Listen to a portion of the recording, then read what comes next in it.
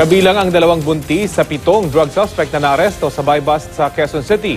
Ang mga naaresto kasama rin daw ng grupong dawit sa serye ng patayan.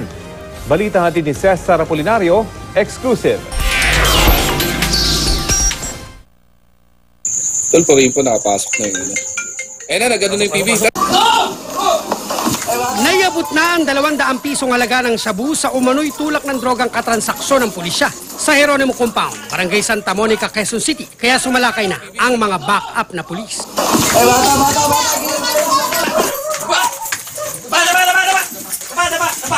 Nadatnang kaaresto lang ng katransaksyong pulis sa target na si Anthony Tolentino alias Danan. Sino ba nagkakasadon? Siya po talaga.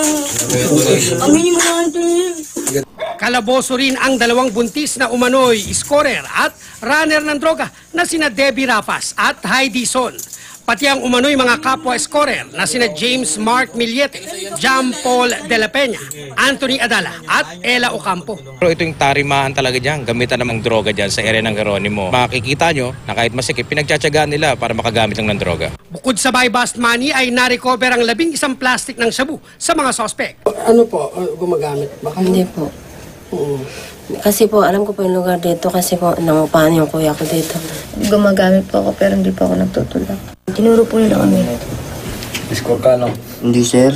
Sa investigasyon ay nabistong nakulong na dahil sa droga sina Millete, De La Peña at ang target na si Tolentino.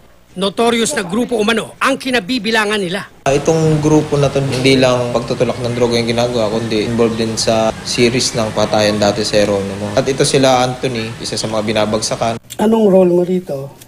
Matulog na po sa ano. Pero hindi ka sangkot sa drugs? Gumagamit na din po.